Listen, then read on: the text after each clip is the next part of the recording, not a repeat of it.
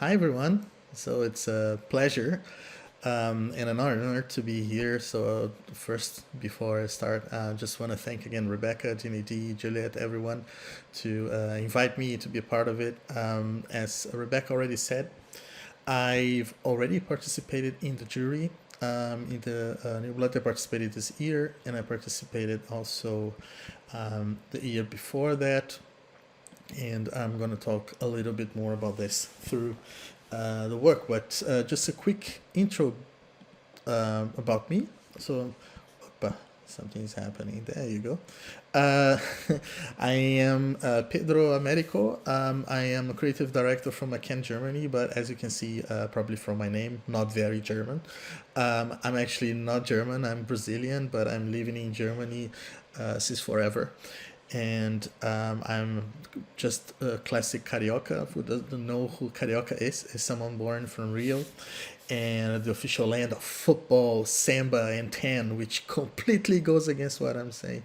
So I'm not the classic carioca. Well, even though I like football, I also like very big. I'm also like big into like skateboarding and all this more sports, especially skateboarding.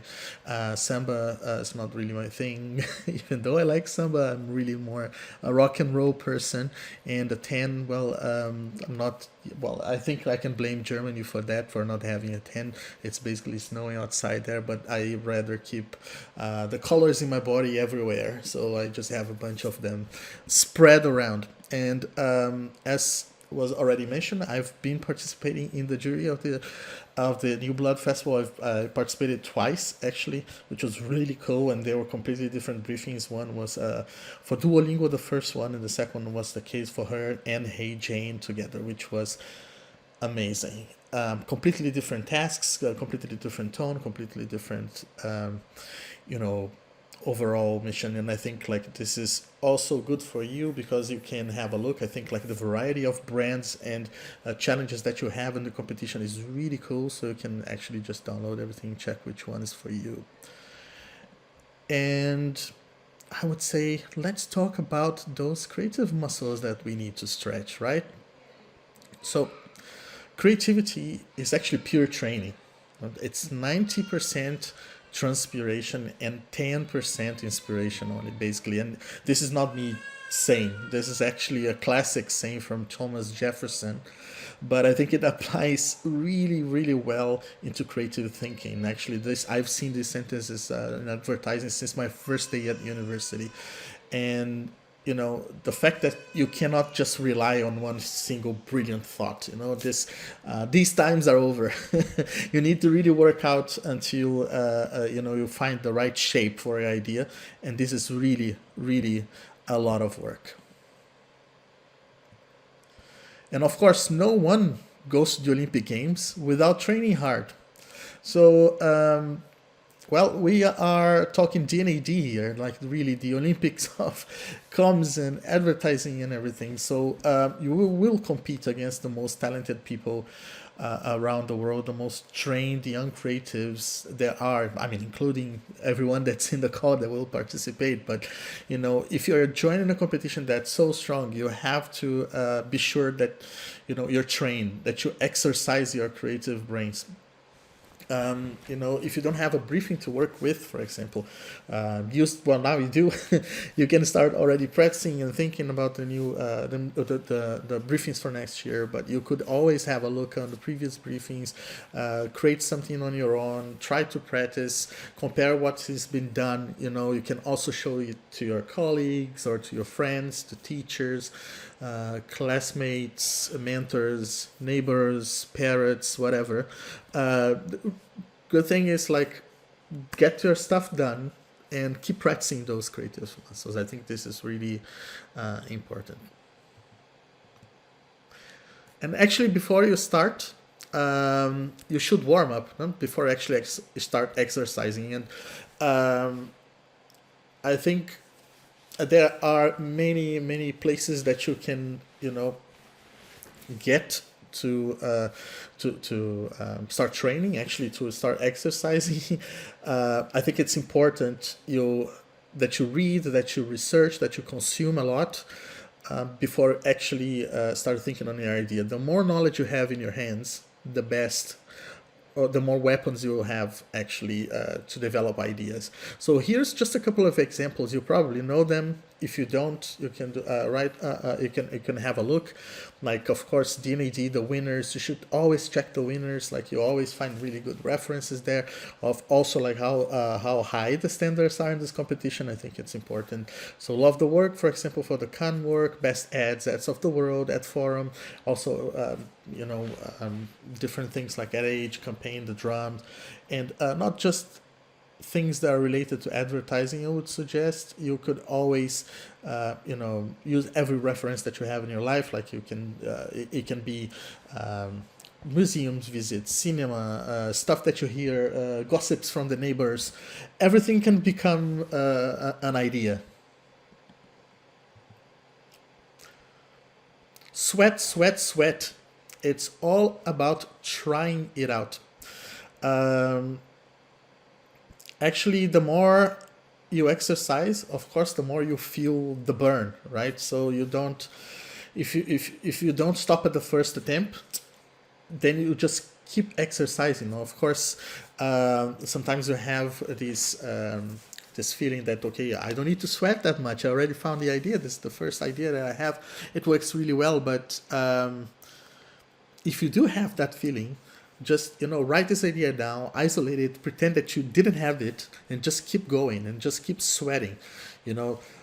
Sometimes you think you have it, but this is actually a great base for something that's going to come. Or even when in this process you will be able to find different solutions for the same idea that you think it's ready. And I think it's also important that once you are warmed, where you are actually in the zone of creating ideas, you get in this mindset that's really hard to get once you're not doing this anymore. Like if you have one idea and you separate and you're gonna try to get this, I think it's always more difficult. If you are on fire thinking on the ideas, at least on my experience, it makes it easier. And I think it's always important to make pauses to breathe. And I think that goes without saying, because you don't need to burn yourself when you're actually thinking on the ideas. Of course, you have your own pressure, and you always think about, like, how can I make this better? But if you think that this is going nowhere, for example, clear pause, leave things behind, empty your brain, and then start again from scratch. But most important thing is you have to be in a good state actually to come to creative good output. So thinking about the basic exercises that you have to do, and you start thinking about the ideas that they're coming, and in the middle of the process you realize, well, you have something. Okay, you actually found it. Boom! That moment of truth, the glory, the moment that you look at your partner in the eye and just tell him, like, hey, make some space in the shelf here in the corner because the pencil's coming. So, it's great, that once you go to that moment, but always, you have to be very very critical about it. So it's really important that before you start celebrating, have a critical eye on this.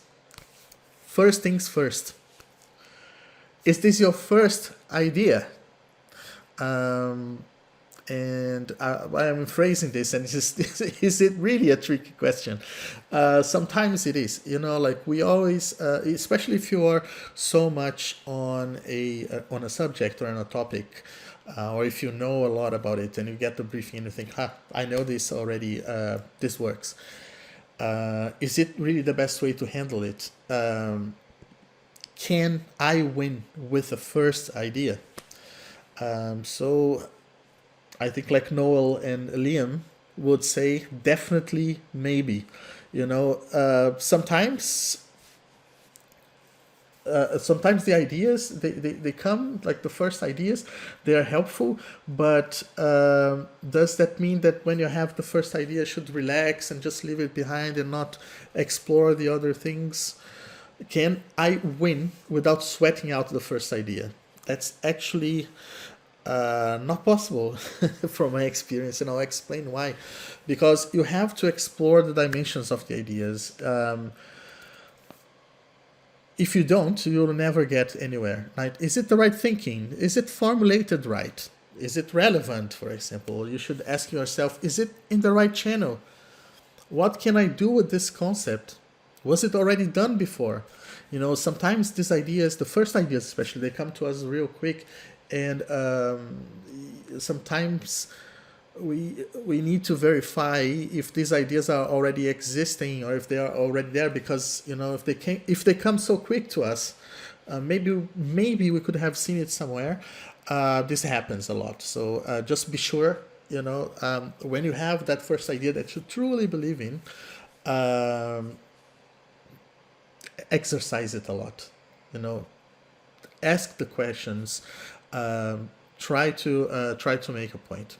So, in that, how can I make sure this idea that I'm having, even if it's the first idea, or the seventh, or the second day that I'm thinking through this idea, is the right idea?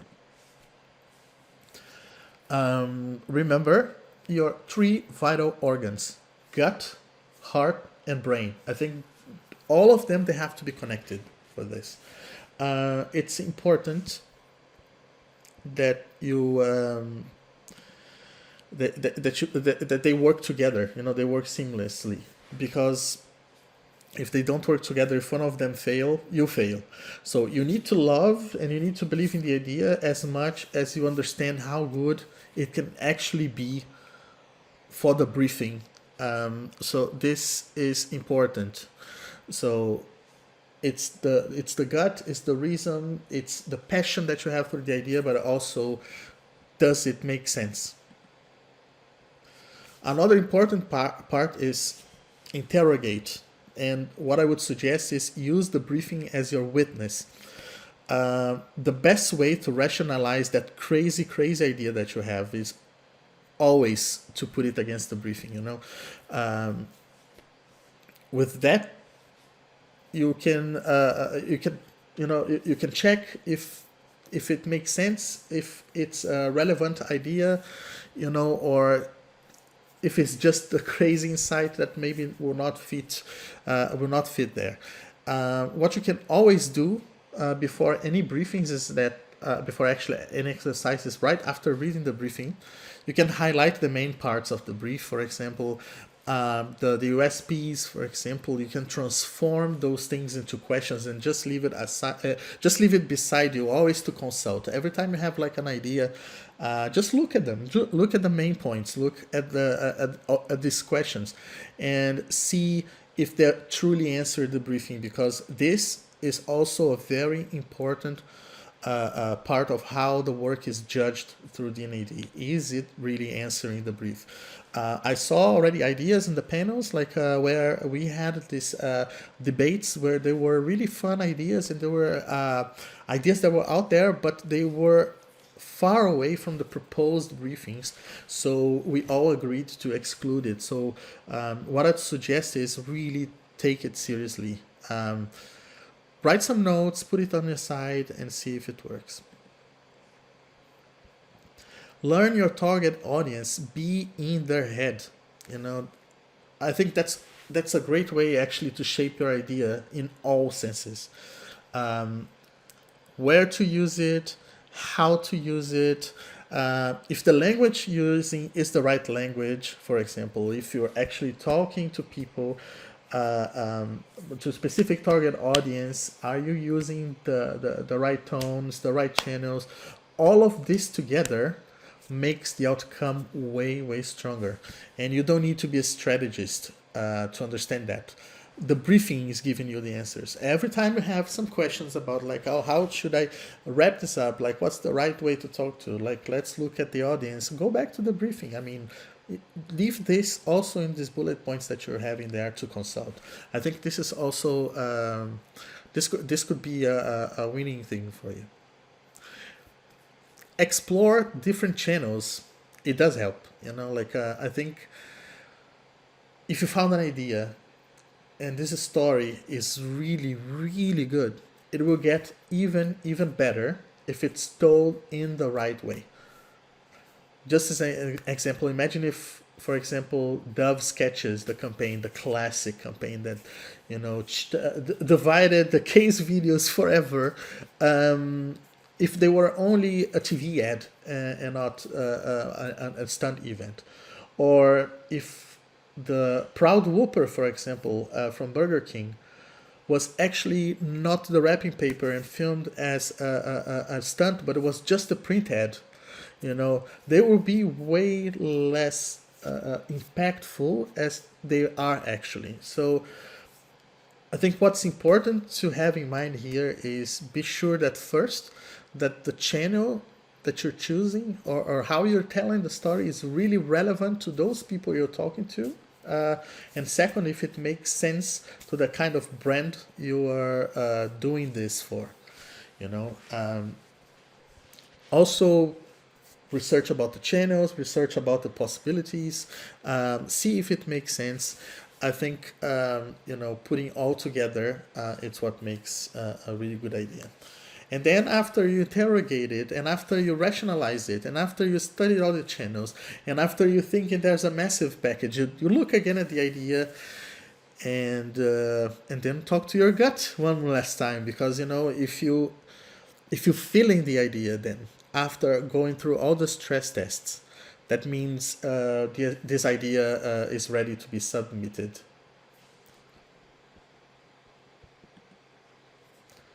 And I think one important point here to remember is the good story has, a beginning, a middle, and an end. This is a very obvious, statement, but it's something that we tend to forget actually when we are building case videos, for example, or we are trying to explain the stories that we have.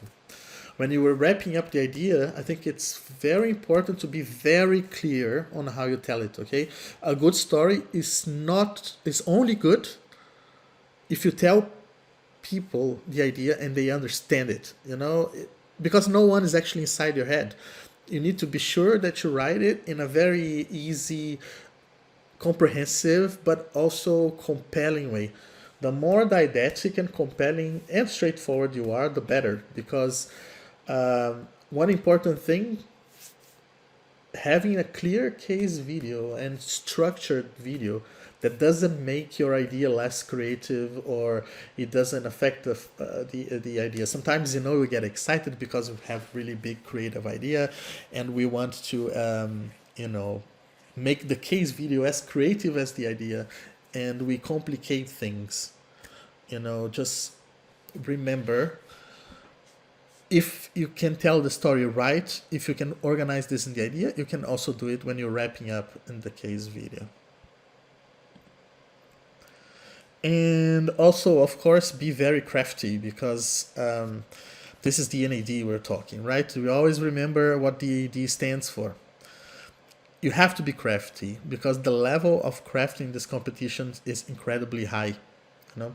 I used to have a former creative director that used to tell me all the time. He used to tell me, like, if there's one thing that can elevate any idea, is craft. And so, and it's it's a very important point to take, because if you take the time to craft not only the executions but also the case videos and the boards, you will make sure that you have a full package and something very pleasant for the juries to award. Make sure you put the same love to craft and the same services to craft, like the knowledges that you have, from typography to copywriting, from motion to headlines. Everything is very, very important. All right? So I think I went a bit too fast on this, but I think that may be good, because we can open to questions then.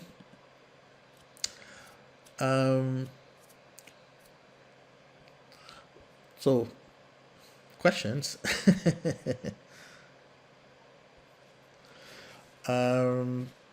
Well, there are many mistakes you can fall into. Like, I think one like I was mentioning, believe that the first idea is the best idea.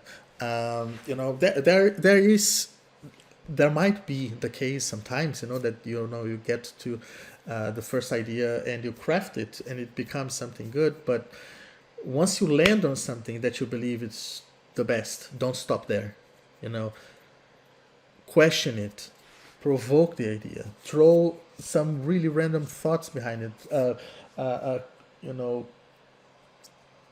take the briefing and use it against it. Ask questions and also you can also use the idea that you have to research a little bit and see if it there's if it makes sense for the target audience, if it makes sense for people who are actually for the client that you're writing the brief for writing the ideas for. Don't stop like in the very first thinking, and if you do find the first idea that has potential, great, explore it further. Like I have an example. There was this creative team that I worked very closely with, that went to the young competitions, the young lion competitions, and they had the first idea they really believed. They put the idea on the side. They went and they spent the whole day exploring different ideas. One of the things that they found for one of the ideas that they didn't think make sense actually opened a completely different door on the executions from the first idea. They went back to the first idea from the take that they had from the end of the day, transform it, and they end up in second place. They wound up winning a silver lion. So never stop. Keep exploring.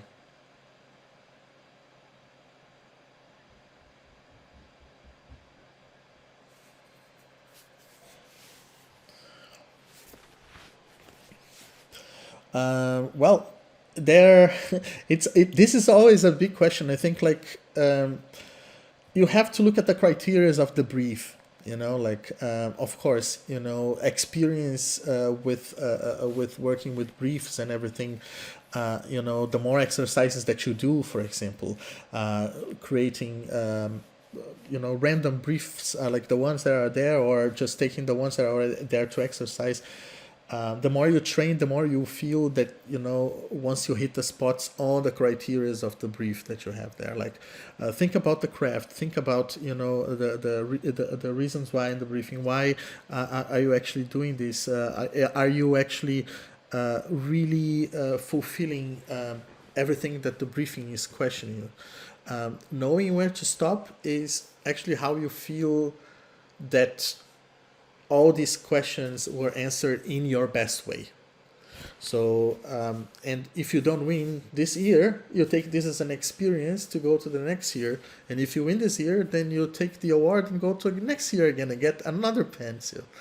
But you will get there. You will get there as if you practice as much as you can. Just put your love and trust into it. And be sure that you're always using the brief as your guide. The juries are also looking at that a lot. So, yeah. Unfortunately, there's no magic stop button there. You have to really follow your gut together with your brain and your heart to know where to stop.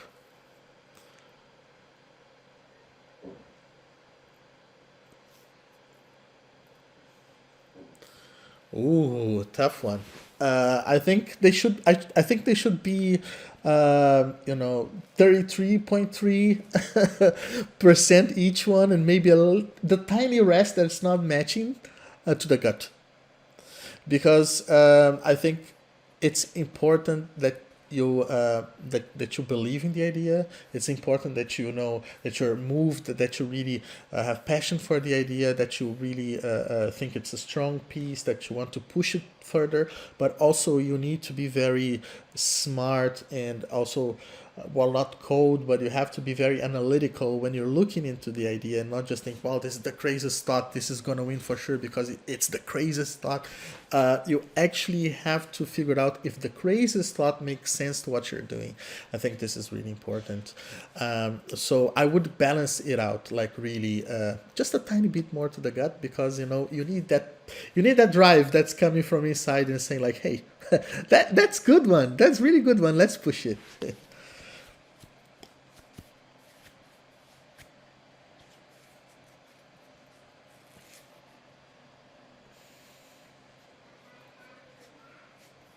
Yeah, creative blocks are normal. Everybody goes through that. Um, if it's not working, with the directions you're taking, do the completely opposite. Try to explore different paths that you're doing. Try to think, in a completely different direction. I think if creative blocks can come from different things. Creative blocks can come from, I don't know much about the subject. Then I would suggest, for example, you research about it before actually doing. Creative blocks can come from, I've been exploring problems like this very often. Okay, then try to expand the ideas into a different territory. Try to see different things, research a lot. I think like keeping always up to what's going on around the world, what's going on in the comms world, advertising world as well, design world. This opens a lot of doors for you actually to think on what you can do. There are different things, different tools you can do. You can also take the things that are blocking you, write down on a paper. That helps for me.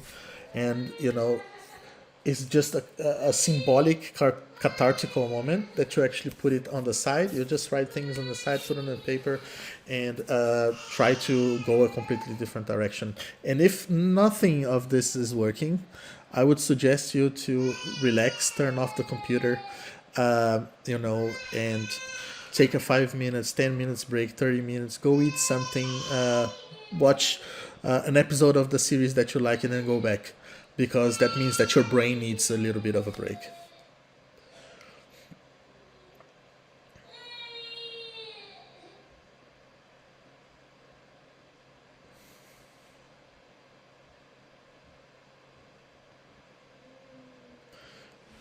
Well, I think that pretty much depends on the arsenal of work that you have.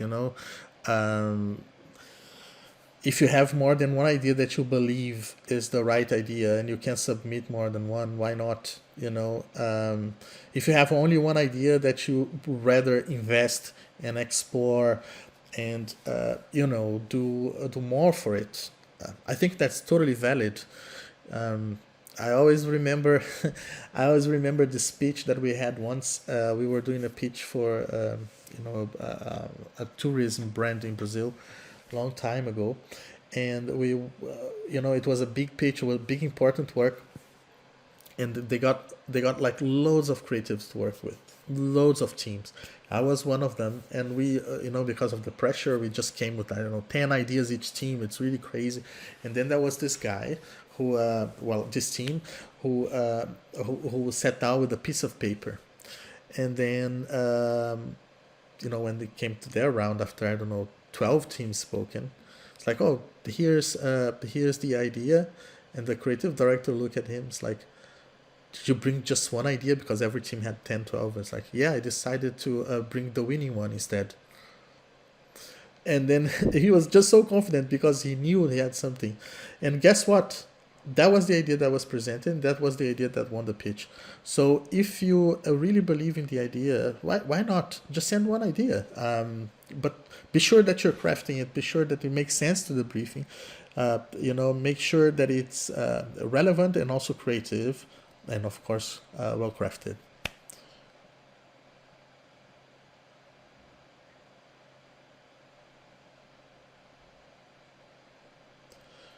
Sorry, could you repeat? It's just cut a little bit my connection.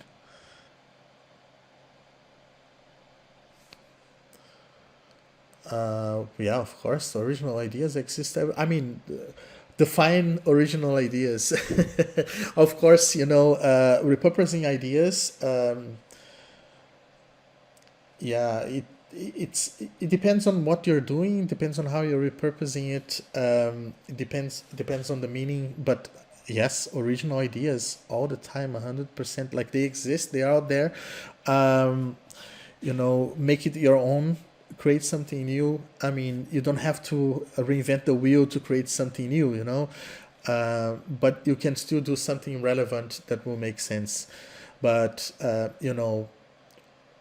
you always have to be aware that repurposing ideas, for example, if you take ideas or the classic arguments or the same formats, for example, and repurposing, this will have a different weight on how the judges are judging. You know, if there is an idea, for example, with things that are usually out there, or like the last year winners, for example, that use a certain kind of mechanism, and you just repeat this mechanism and repurpose to a different meaning. Of course, this is not really original, and this is also not really repurposing. So I wouldn't go that path, but there are different ways to do it. But yes, original idea all the way. These are usually the ideas that are standing out, the ideas that are original.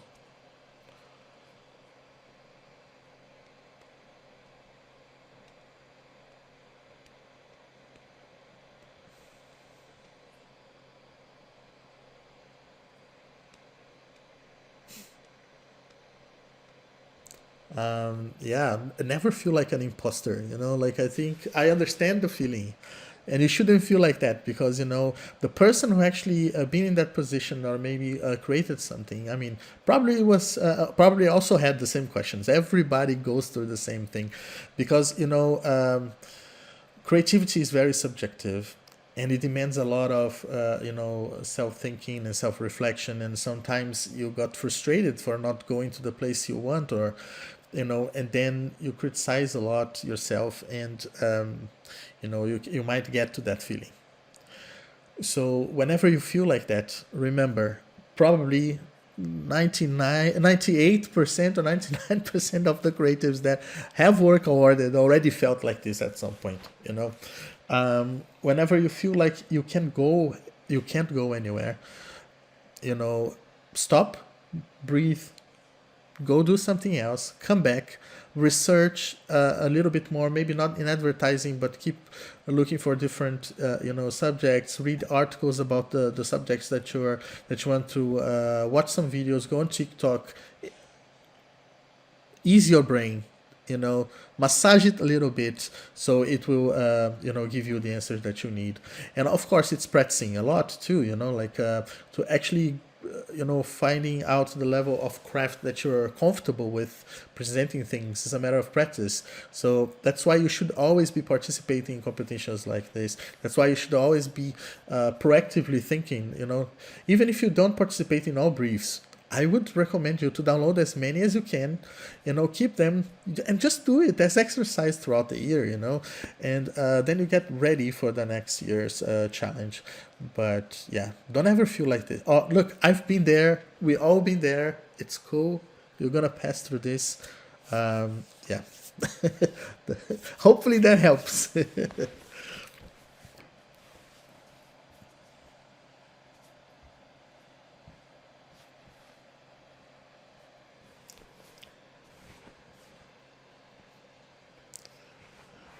Yes, 100%. Like you can't move forward. You can't just rely on craft. You need to have substance to your idea. It's important to have a very good observation. Every single strong idea comes from a strong insight. No, one doesn't live without the other. So if you have a strong insight, it's half of the work done.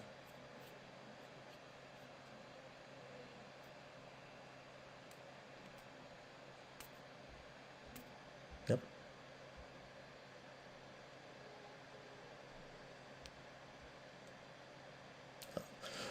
Yeah. So I think it's important that, when you're talking about story, well, when we're talking, when you're actually creating a story, um, it's important to be very logical about it, right? It's important that you understand that every idea can be told in many ways. You need to understand like how to write it in the way that it's most compelling, but it's also the most consumable. Let's put it like this: in the way that people understand what you're trying to say.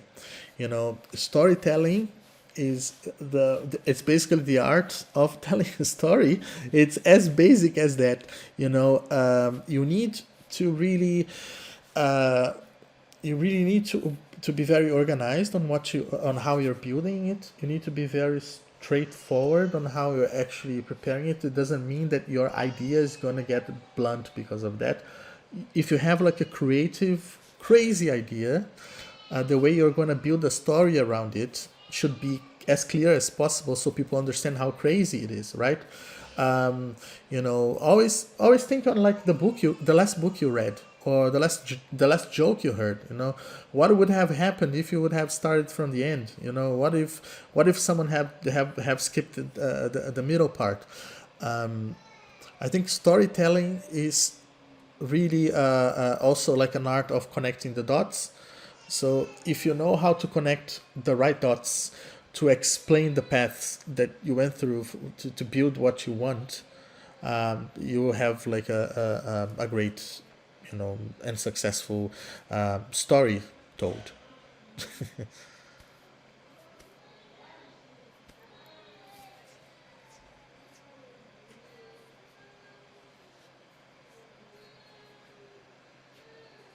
Yeah, sure. So, like for me, first, it's always important to like immerse myself into the subject. So, and I'm personally very curious. So, what I do is like have a time to focus on researching about the subject, and I really like when it's something, especially that I have absolutely no clue about it, because I learn a lot from it. I think then you research a lot, and in this process, you're gonna start raising questions. If you have the chance to ask someone that knows about the subject, that's great. If it would be, well, in a competition is a bit different. If it would be in an agency, you would go and ask your strategist, or ask someone that, like, what about this? What about that? Like, can you help me in these questions? Like on a competition like this, when you're immersing yourself and you have some questions, you can always try and find people that are connected with products or brands that you're working with, or if it's a service or if it's an NGO, people that are related to the subject. Ask questions, immerse yourself into it. That's the first thing. Then you have already some tools. Then the second part is reread the brief. First you read the brief, then you immerse yourself, then you reread the brief, and then you have a clear orientation on, okay, what do I need to answer with those things that I have, and then you have to start connecting the dots. That's where you find the insights. Then you start brainstorming. You always go back to the briefing. So the briefing is like the bread on a Big Mac. It's everywhere. So you just have to be. You just always have to come back to it. Find the insight. Construct the idea. Look again at the briefing. Does it make sense to the briefing? Yeah. Then you develop it, and voila, you have a final product or a final idea to deliver.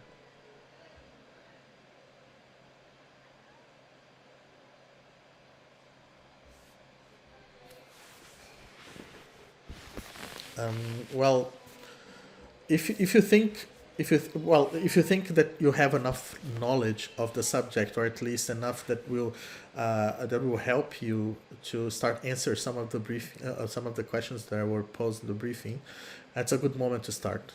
You know, of course, if you have an idea that or if you have some kind of propositions that you found that it's beyond the knowledge that you have, you can always go back to research phase. It's not like I go from one phase to the other and it's fixed. You can that's I think that's the magical of it. We are free to study and get more knowledge every time we need.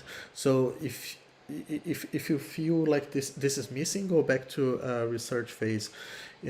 Otherwise, just move forward. I think like read the briefing first before actually going to getting the knowledge. Then you will get there. Take the time, read, see, watch, question, whatever it needs to be done, and then you move forward. And if it's not enough, go back to research phase. There's no rule actually.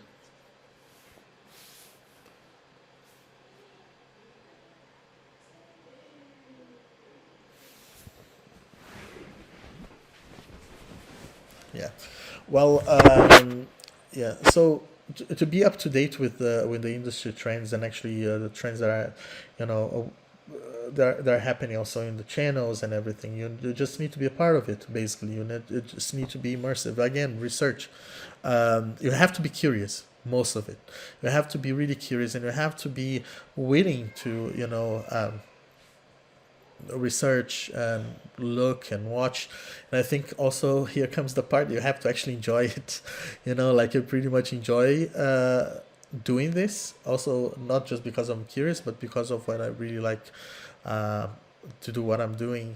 So I research, and I would suggest everyone to do the same. You know, be present on this.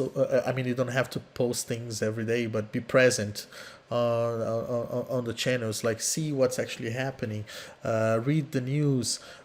Also read the specialized media news. See how people are actually taking things that are happening in the world into the ad world, because then you start thinking, oh, there are actually opportunities that are out there that I can use for my own briefings, and this can actually happen to the briefings that you will see. The more time you have actually to research and to be a part of these things, you will this will always enhance your chance of finding a different insight. you know so I would suggest, if you want to be up to date with all these things, just be a part of them. Just be in it. Just read everything you can, consume information. We are like a sponge. I think that's how it should be. We always should feel like we should be a sponge. We're just collecting every knowledge that we can. I think, like, yeah, that's how it should be, at least the way I see.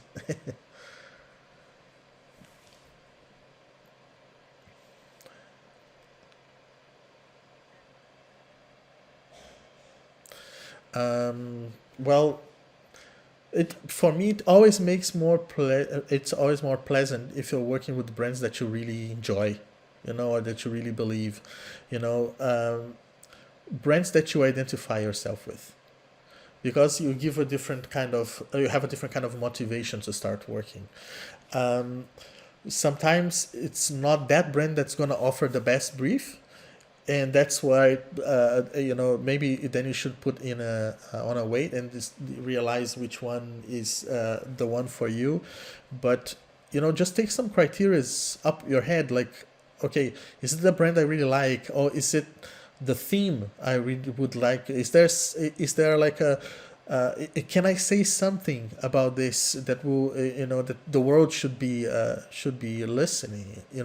Is there a message that I think that it's really relevant and no one is saying that? Does it make sense for me to apply here? Take all these things into consideration. I think you can start with, like, how much appreciation or how much interest you have for the brand or the service, or the NGOs that are listed there, and then you can also look at the themes and the briefs, and then you can create your own priority list.